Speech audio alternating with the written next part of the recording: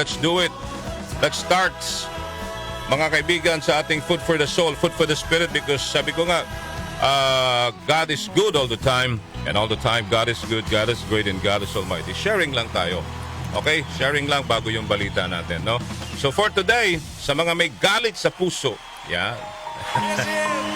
Sa mga may galit sa puso, kayo ho may galit na galit sa mga taong nakagawa ng mali sa inyo. Gano'n na ba katindi yung galit ho sa puso ninyo? Gano'n na katagal?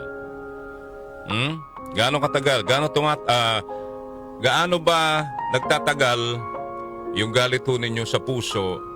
Galit ninyo, di ba? Sa isang tao. Pero sinasabi ho sa atin ngayon that, you know, we don't know what tomorrow will bring. Hindi ho natin alam kung ano ang bukas. So sabi niya, don't stay angry for too long. Okay? Don't stay angry for too long. Huwag niyo nang patagalin. Learn to forgive and love with all your heart. Don't worry about the people who don't like you. Kung ayaw nila sa inyo, okay lang yun. Tanggalin nyo sila sa listahan. Diba? O, huwag nyo nang pasakitin yung ulo ninyo. Kung ayaw nila sa inyo, fine. Then, say thank you. Salamat. Diba? Ganun lang ho yun. Hindi ho makakabawas ng pagkatao nyo kung tatanggalin natin sila sa listahan. Ayan natin sila. Tuloy nilang paninira sa inyo. As long as nasa tama kayo, you're doing good, you're on the right track, diba? Ang sinasabi is, enjoy the ones who love you. Yes, the people who loves you. Enjoy mo buhay mo. Enjoy mo yung mga taong alam mong nagmamahal sa iyo at hindi ka iiwan. Okay? Dahil nakakatandang tignan. Madali kang tumanda pag lagi kang galit. No? Oo. Tignan nyo ho sarili ninyo. Anong itsura ho ninyo pag galit ho kayo? Di ba? Pag lagi kayong galit, di ba? Nawawala ho yung spark, nawawala yung ganda, nawawala yung liwanag sa mukha ho ninyo. Para ho kayong nasa dilim lagi. Di ba? Sabi nga ho sa Bible, mga kaibigan, sana ba yun nabasa ko kanina, ay refrain from anger and turn from wrath. Do not fret, it leads only to evil. Kasi pag galit ka, nakakagawa ka ng hindi maganda, nakakapagdesisyon ka ho ng hindi tama, na hindi ho naaayon sa kagustuhan ng Diyos. Sabi rin sa Ephesians chapter 4 verse 26, if you become angry, do not let your anger lead you into sin, and do not stay angry all day. Kaya sa mga mahilig ho dyan, na pinapatagal ho yung galit, diba? Yung galit ho nila, naku, hindi raw ho maganda. Remember this. Ito po. Anong sinasabi?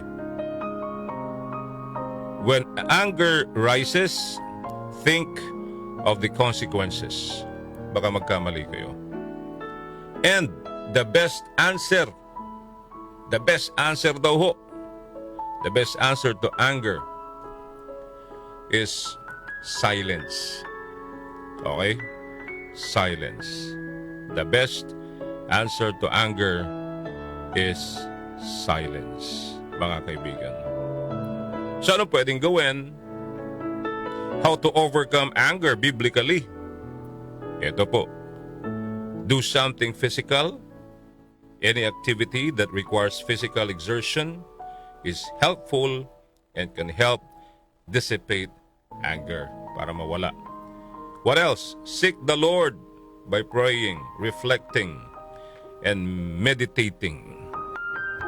Yun ang mga dapat gawin. And most importantly, get rest, magpahinga, eat well, and set priorities. So, mga kaibigan.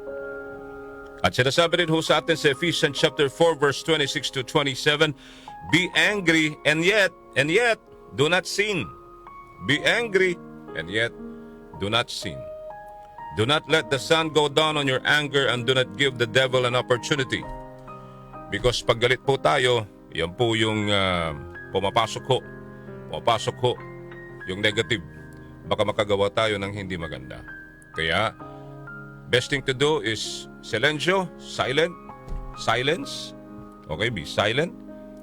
Diba? Yet do not sin kung galit ka. Okay? Sige. Yan po ang ating gusto lang iparating. Kung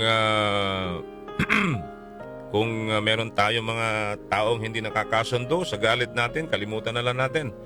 Tataas pa yung BP natin, masisira yung araw natin, magkakasakit pa tayo dahil sa kanila, sila naman ay pangiting-ngiti lang. Hayaan mo sila mainggit at sila naman ang magalit sa iyo, di ba? Learn to forgive them na lang and love na lang. Love, share love na lang with all your heart. Okay?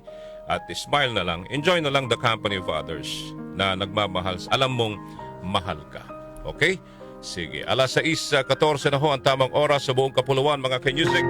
Thank you very much. It's a Friday. Sila Joel Grospe at Darlene Olaño, MOK sa 774.